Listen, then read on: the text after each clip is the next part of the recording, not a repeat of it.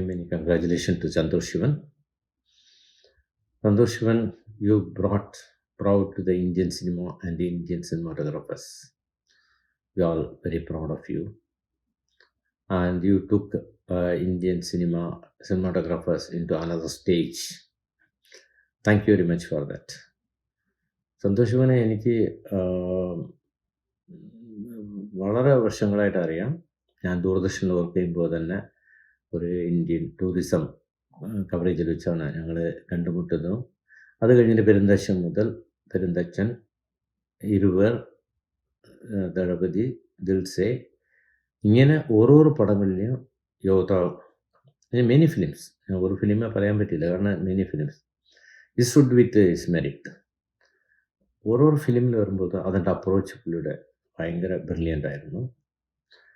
അതിൻ്റെ cinematography, വിഷ്വൽസൊക്കെ അൺബിലീവബിളാണ്.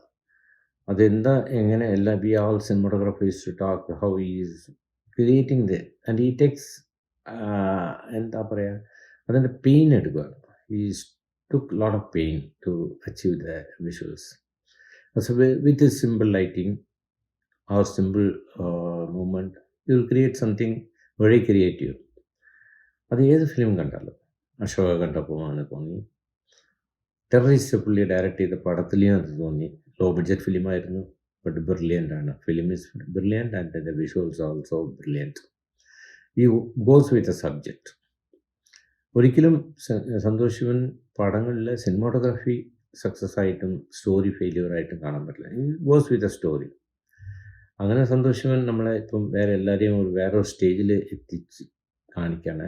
Younger generation lot of things yes everybody should learn from him, how he travelled and what was his approach.